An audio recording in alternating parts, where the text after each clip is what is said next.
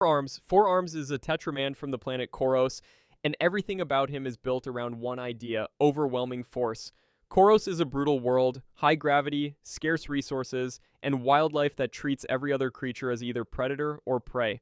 Evolution only had one real answer to a planet like that, and it was strength, layered on top of more strength. Four Arms has four muscular limbs, each one capable of bending solid steel, and he doesn't fight like a normal brawler. He fights like a demolition crew. Clap all four arms together at once, and the resulting shockwave alone can level a city block before he's even thrown a punch.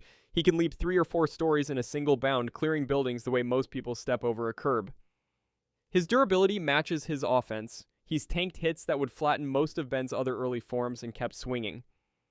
In the very first Ben 10 movie, Four-Arms went shoulder to shoulder with Vilgax, an intergalactic warlord who has personally conquered 10 different worlds and didn't flinch.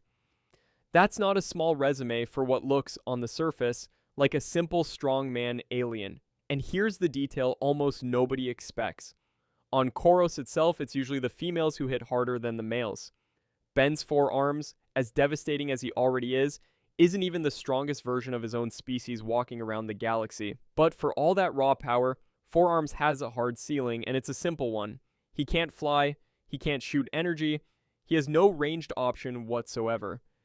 Against anything that isn't solved by getting close and hitting it as hard as possible, Four-Arms runs out of ideas fast.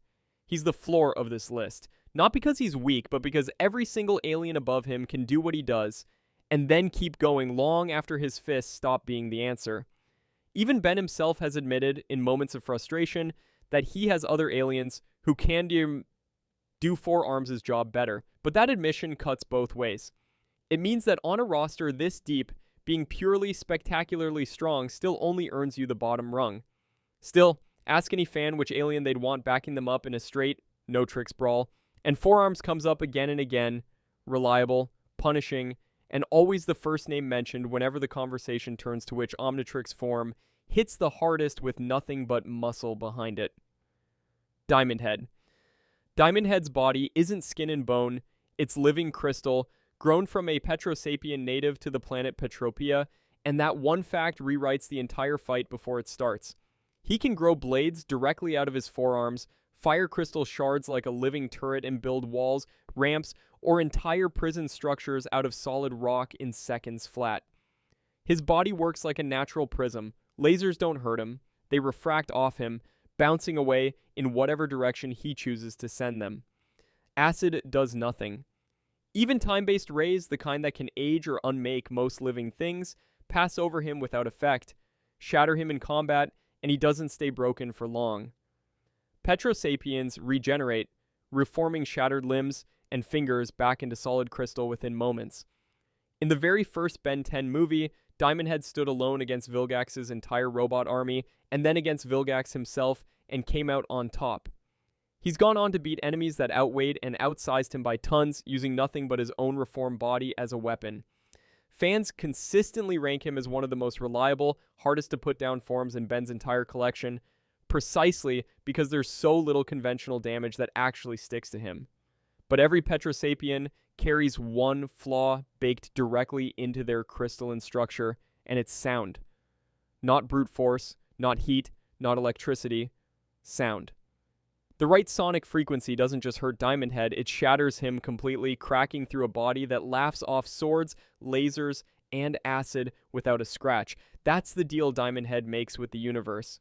Nearly anything you throw at him bounces harmlessly away, except the one specific thing that speaks his body's own language.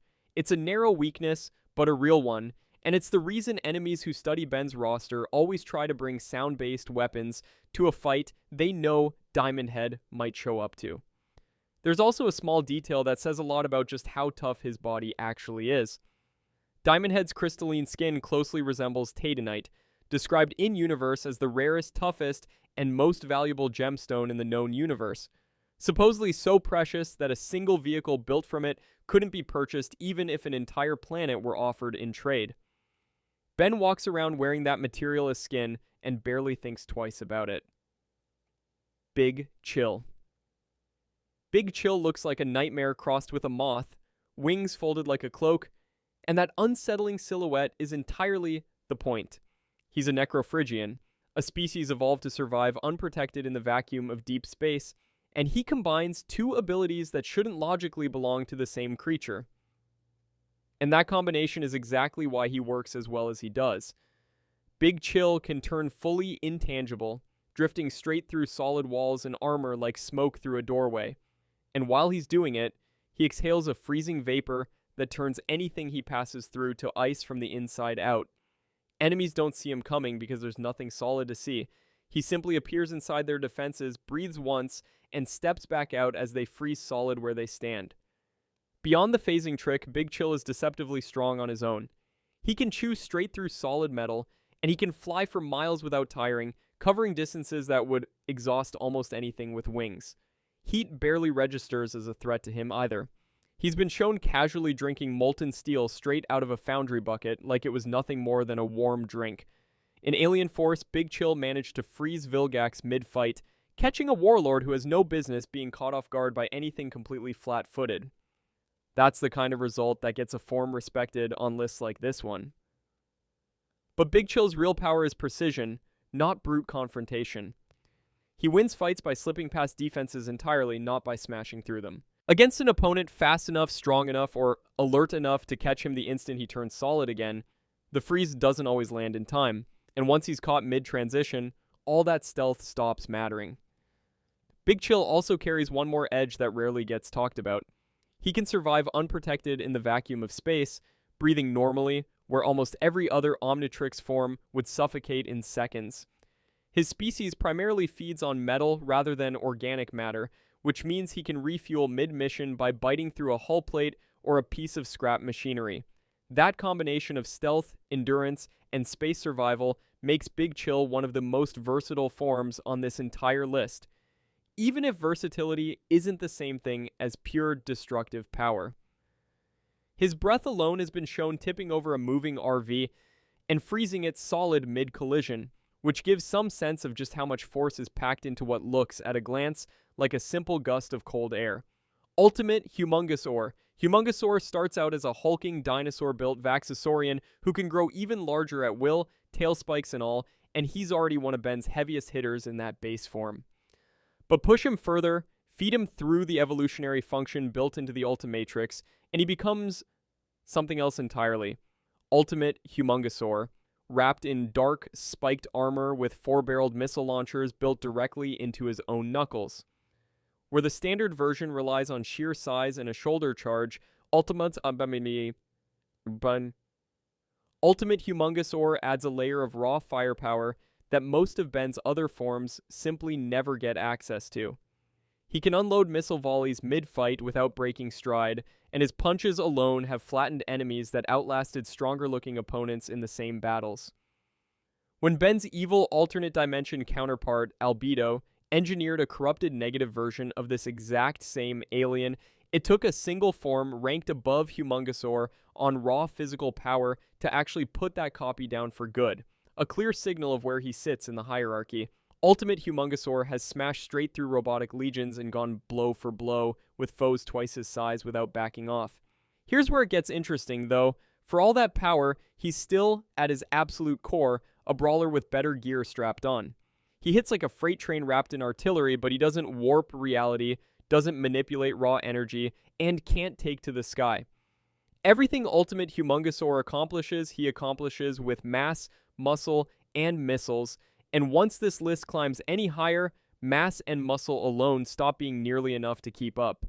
Even Ben's future self, the battle-hardened Ben 10,000, has reached for this exact form when he needed something that could simply out-hit whatever Eon's minions threw at him, which says plenty about how far pure evolved strength can carry a fighter before it finally runs out of road. Even outside the main storylines, Ultimate Humungousaur shows up as a playable form in Ben's video game adventures, brought in specifically to punch through enemy pickaxe aliens and their master Volcanus, a role that fits him perfectly. He's the form you reach for when subtlety has already failed and you just need something to stop moving forward. Hit the like and subscribe button to see more videos like this. Leave a comment on your favorite Ben 10 alien. Let's get back into the video. Chromastone. Chromastone is built from the same crystal-based Petrosapien lineage as Diamondhead, but from a distinct branch called the Crystal Sapiens, and instead of reflecting energy away, he eats it whole. Lasers, raw electricity, concentrated mana, even the light pouring off a star, Chromastone can let any of it pass straight through his body without harm and store it inside himself like a battery with no obvious limit. Then he releases it back out as a focused ultraviolet beam, one powerful enough to melt clean through a truck trailer or punch through the defenses of Daigon, an entity whose presence alone threatens to unravel entire dimensions. His origin as a species backs up just how much punishment that storage capacity can actually hold. Chromastone's DNA traces back to a guardian named Sugalite, who once channeled the concentrated energy of 3 entire suns through his own body just to restore a dead planet back to life. Not exaggeration, but confirmed canon for exactly what this species is built to withstand. On top of the absorption, Chromastone can fly fast enough in short bursts to genuinely outpace light itself, and he's tanked direct hits from Takaridan combat robots built specifically to overwhelm Omnitrix aliens, turning their own attacks back on them without much visible strain. But here's his one real weakness, and it's almost comically mundane for a being who can swallow starlight. Water conducts electricity.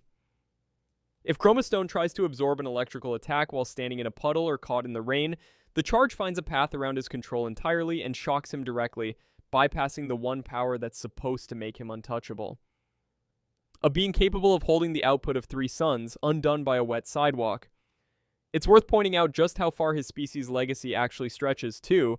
Crystal Sapiens as a race were directly responsible for helping reconstitute their shattered homeworld of Petropia after it was destroyed, channeling exactly the kind of stored planetary-scale energy that makes Chromastone dangerous in the first place.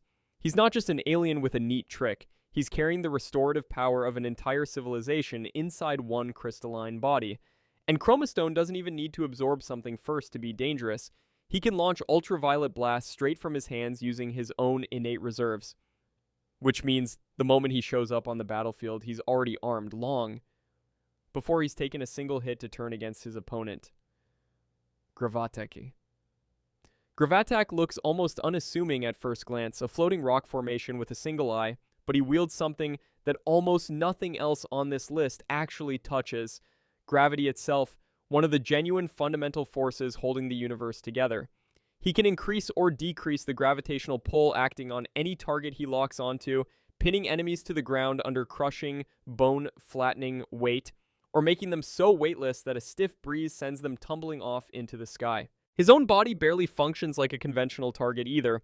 Gravattack can reassemble himself after being blown apart, because there is no single vital structure for an enemy to permanently destroy in the first place. In practical terms, this makes Gravattack one of the hardest aliens on this entire list to beat in a straightforward fair fight. You can't out-armor gravity. You can't simply punch your way out of being pinned to the ground by your own weight multiplied 100 times over. Fans who've studied his showings consistently point to him as one of the few Omnitrix forms that can render an opponent essentially untouchable once the field is locked in, and just as easily make them completely inoperable within seconds of the fight starting. His weakness isn't a lack of strength, it's timing. Gravattack needs a brief moment to lock onto a target and adjust the gravitational field surrounding them, and a genuinely fast opponent, one who closes distance before that lock finishes, can strike him down before he ever gets the chance to use the one power that actually makes him dangerous. Take away that window, and Gravattack is just a slow rock. Give him even a second or two of it, and he can make a fight unwinnable before either side has thrown a real hit. It's telling that among longtime fans ranking Ben's roster, Gravattack routinely gets mentioned in the same breath as Alien X, Waybig, Atomix, and Clockwork. The small, exclusive tier of aliens considered almost unfair to use.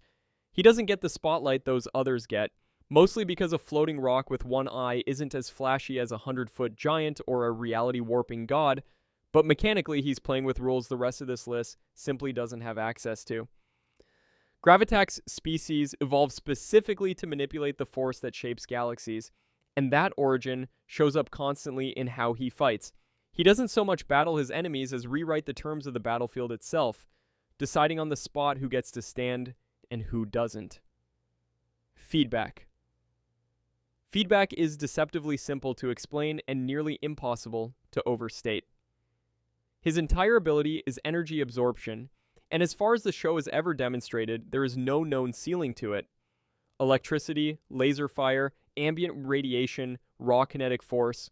Feedback pulls all of it in through the twin antennae mounted on his head, and he can either store that energy inside himself or fires it straight back at whoever sent it, only amplified. And then there's the single moment that puts him in a category almost entirely by himself among Ben's roster. Feedback once absorbed the unleashed energy of the Annihilarog, a force powerful enough to destroy the entire universe outright. An event so catastrophic that its residual power was directly tied to the energy of the Big Bang itself. Feedback didn't just survive contact with that.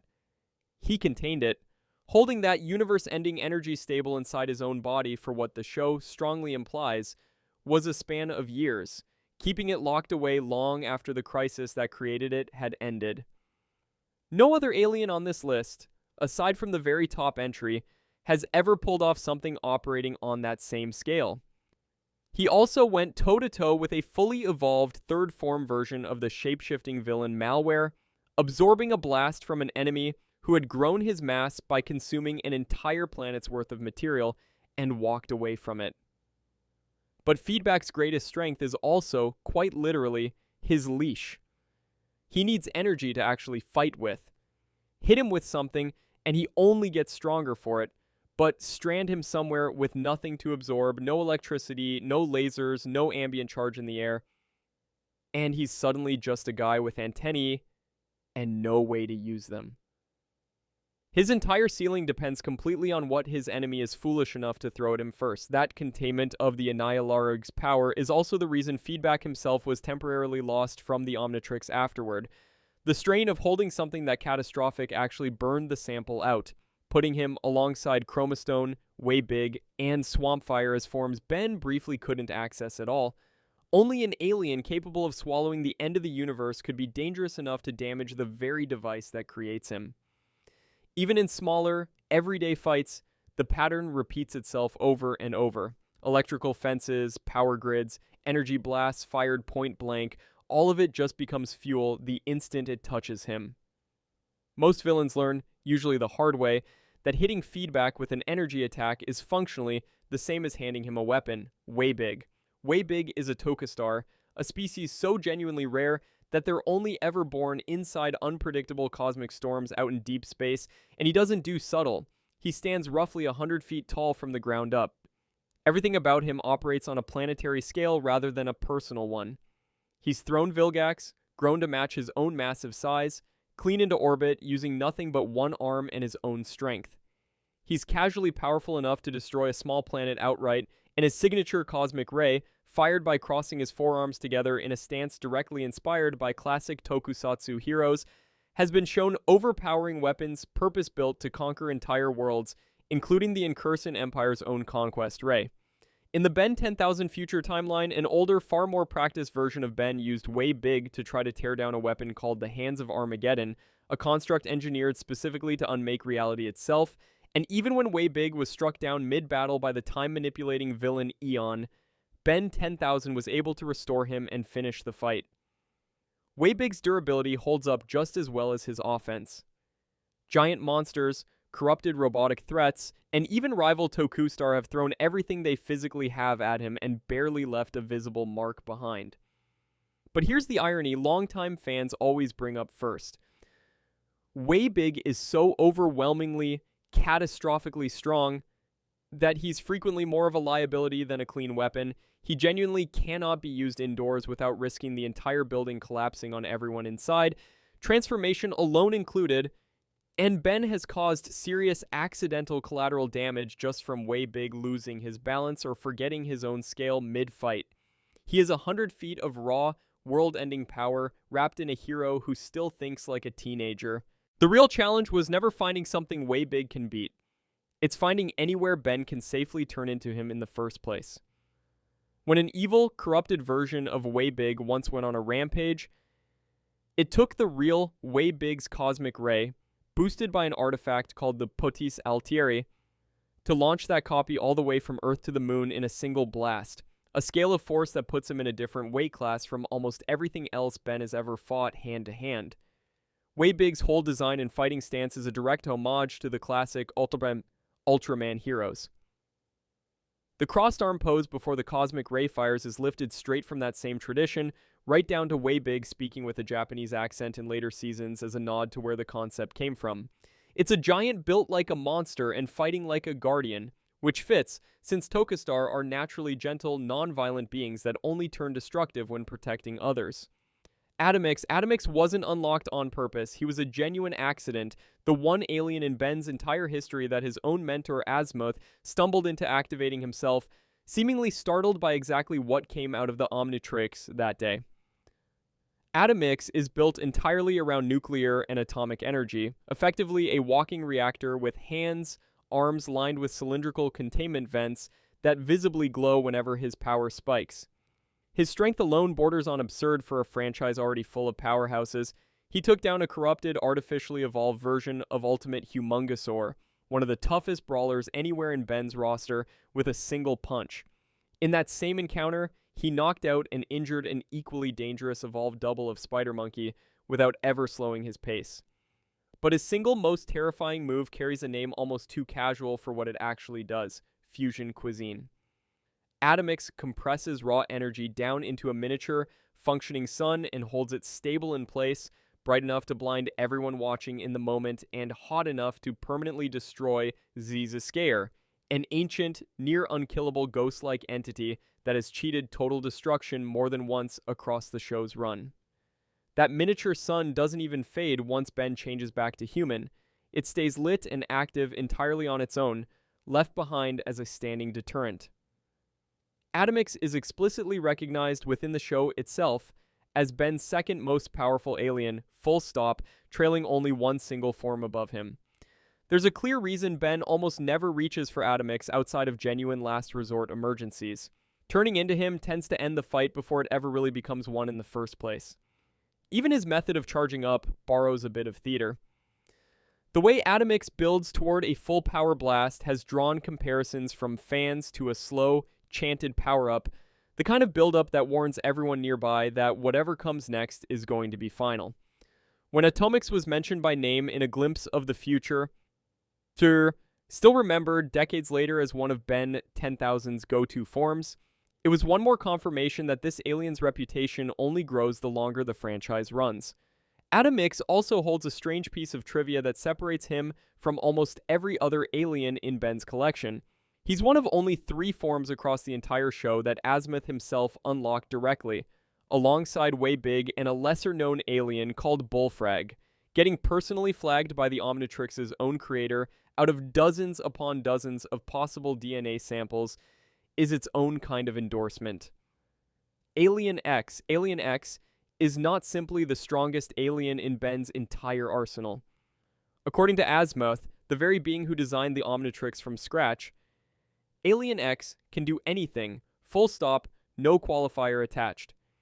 He's a celestial sapien, a species born directly inside the forge of creation, the mysterious point of origin behind the universe itself, and his power source isn't strength or speed at all.